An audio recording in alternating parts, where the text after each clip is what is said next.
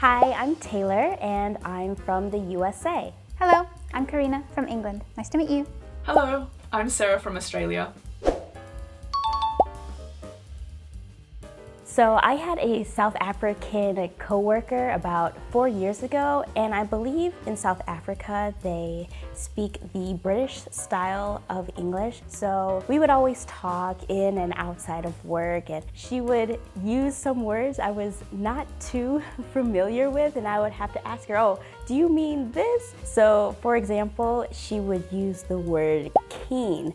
And that's something you don't really hear in the American English language. So I had to kind of ask her, hey, what do you mean when you say, oh, I'm keen to do something?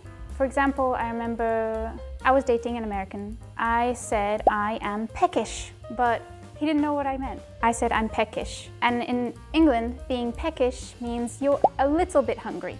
I suppose it means because a bird pecking food, tiny little bit, so I'm a little bit hungry, but he was like, what?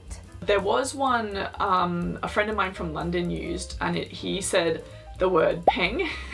And I found out that peng, like if you're referring to a girl, oh, she's so peng, it means like, oh, she's gorgeous, she's really good looking. And that one surprised me because I literally had no idea what peng meant. Usually you can kind of gather it from the context, but that British slang, I had no idea. Peng. I just kept thinking of Pengu, the cartoon penguin.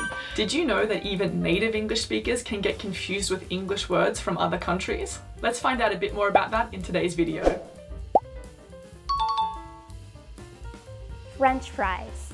Chips, basically I think because you chip off a potato, so we call it chips. Chips, or sometimes hot chips.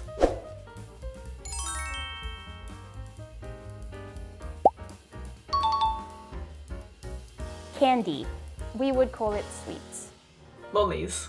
Yeah, we call those ones lollies, like the hard ones. I know Americans call them candy, but we say lollies.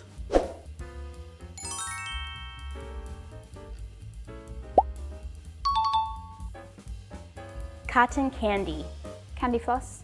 Fairy floss. I think it's because, like, if you think of like floss that a fairy would use, it's like very fine. That might be why. If you use it in the US, candy floss, you don't hear a lot because when we think of floss, we think of like flossing your teeth or the, you know, the dance.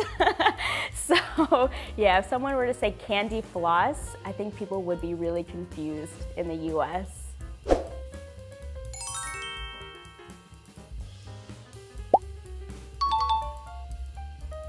Trousers. Pants. Pants. Pants means underwear in England. In the old days, they used to say, who wears the trousers in the house? And they mean who is the man of the house, like who makes the rules. Because in the old days, only men wore trousers. But yeah, trousers, I prefer that word.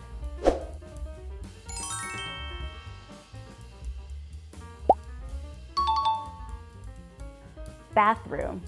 Toilet and loo. Honestly, there's no difference. It's just loo is a strictly British term. Bathroom, toilet. If you wanted to go really slang dunny, it's another word, but no one uses that in this context. This looks fancy, so that's as a toilet.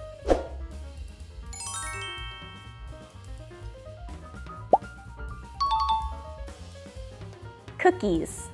Biscuits, in my personal perspective, I would say that the chocolate chip ones, I would refer to them as cookies specifically. Everything else is a biscuit, so. Biscuits. I know in America they might call those cookies, but because biscuit in America is like what we would kind of call a scone, I guess.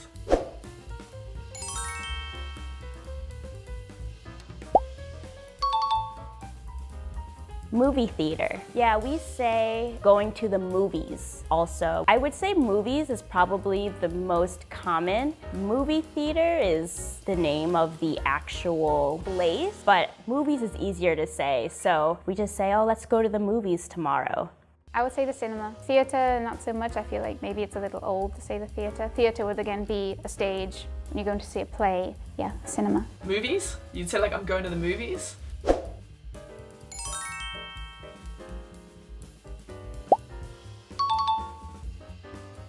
Sweater. Jumper. Some people would say sweater, but it sounds a bit American. So usually jumper. Everything knitted like this is a jumper. I don't know why. Nobody jumps.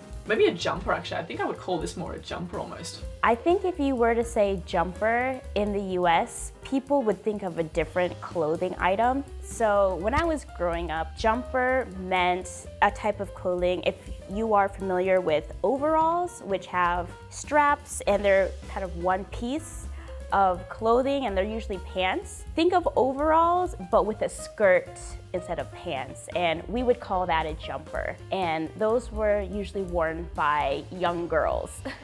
So if I were to hear jumper not used in that sense, I wouldn't think sweater.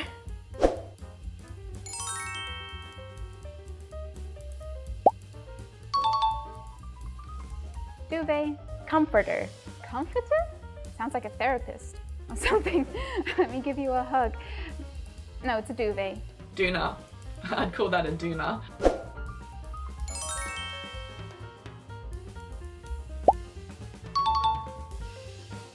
Trash.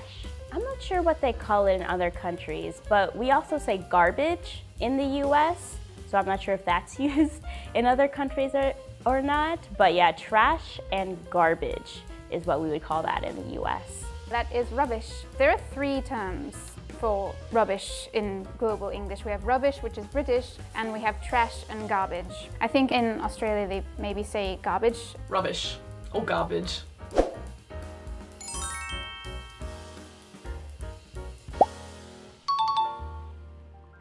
Sidewalk.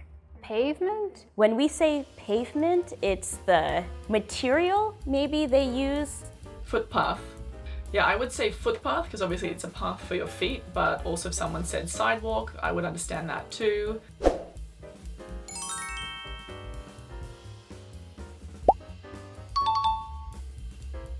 Car park? Parking lot. Oh yeah, parking lot. Doesn't make sense, but car park. Simple, right? Car park.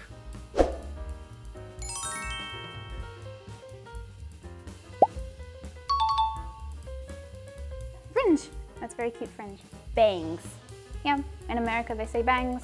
So yeah, we say fringe, like, you know, like I said, the fringe of a curtain, the tassel part, fringe. Makes sense. Bangs don't make any sense. Fringe. So yeah, that, when it's all across, I would call that a fringe. I know Americans call them bangs, but when I was a kid, I always thought bangs were like 2 pieces of hair that like came down the side, because when you say bangs, it sounds like there's like 2 or something for some reason. But yeah, I found out Americans call that bangs, which seems really weird to me. But yeah, we call it a fringe. Which is a type of bang you can get, but it's not bangs as a whole. We also use fringe to describe maybe a part of a rug or a carpet. It has like a fringe outer border or something. So if someone were to call bangs fringe, that would be definitely a little confusing in American English.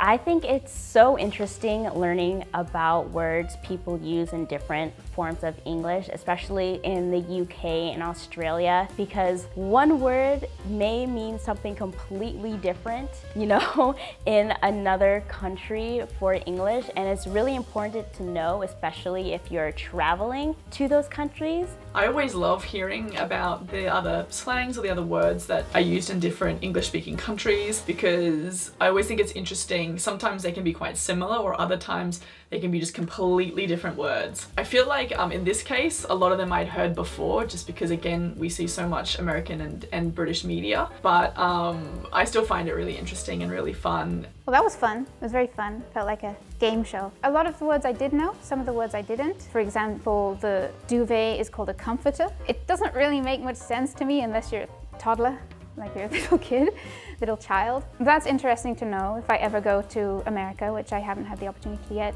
And if I need to buy a duvet, I'll remember not to say duvet, and I'll be able to buy my comforter. So if you're interested in learning more words from different countries like the US, like the UK and Australia, you should check out the Cake app, because you will learn all those different forms of English and vocabulary you can use for those English languages. Download.